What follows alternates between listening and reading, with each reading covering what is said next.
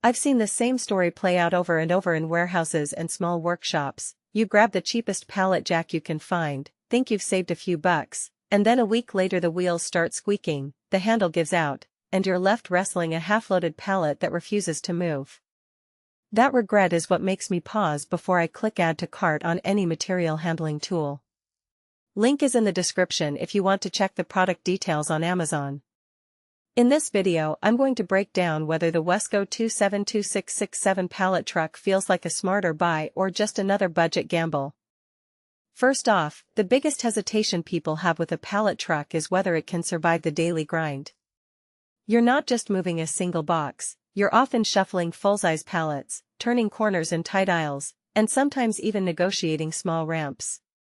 The Wesco model advertises a 5,500-pound capacity, which on paper sounds like more than enough for most small to medium operations. The real question is how that capacity translates when you're actually loading and unloading. In my own shop, a typical pallet carries about 2,200 pounds of parts, and I've run this truck with 2 pallets stacked just under 4,500 pounds without any wobble or strain on the handle. That tells me the rating isn't just a number, the steel frame really does hold up under real weight. What sets this truck apart from the cheapest options is the combination of steel construction and polyurethane wheels. A lot of entry-level jacks use plain steel wheels that bite into concrete, making steering feel like you're dragging a sled. The polyurethane tread on this Wesco unit rolls more like a small roller coaster, quiet, low friction, and gentle on floor finishes. In a concrete warehouse I visited, the wheels left barely any scuff marks after a full day's work. If you have a polished epoxy floor, that's a big win because you won't be constantly polishing away wheel marks or worrying about premature wear on the floor itself. The handbrake is another practical detail that often gets overlooked in cheap models. When you set a pallet down, the brake locks the forks in place so the load won't roll away if you step away for a moment. I tested it on a slightly sloped loading dock. With the brake engaged, the pallet stayed put even when I nudged the truck with my foot. On a cheaper jack without a solid brake mechanism, the load would creep forward, which could be a safety hazard in busy environments.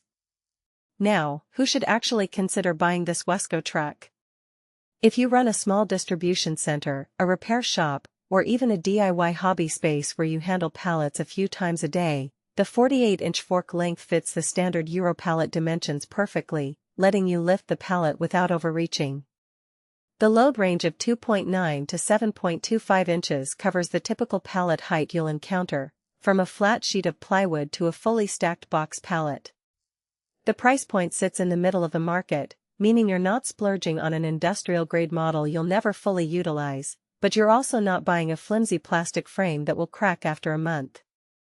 On the flip side, if you're a large-scale fulfillment center moving hundreds of pallets per shift, you'll likely need a higher capacity hydraulic lift truck with powered steering and a larger wheelbase for stability at higher speeds.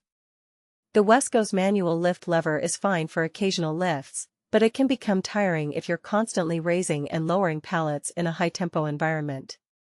Also, the maximum height of 7.25 inches means you can't lift a pallet that's already been stacked with a second layer, so it's not suited for multi-tier pallet handling.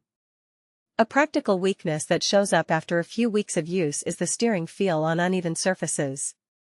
The rubber steering wheels provide a decent grip, but they're not as cushioned as the larger, pneumatic-filled wheels you see on premium models. In a warehouse with a lot of concrete joints or minor bumps, you'll feel a little more vibration through the handle.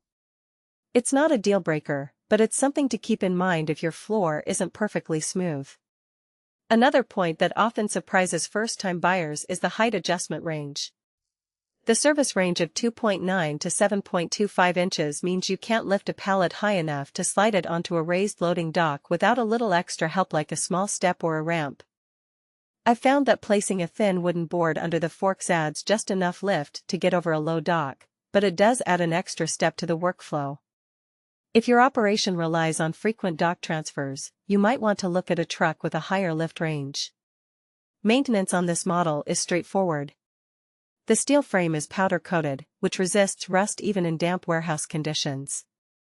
The polyurethane wheels are sealed, so they don't require regular greasing like some older rubber-tired models. All you really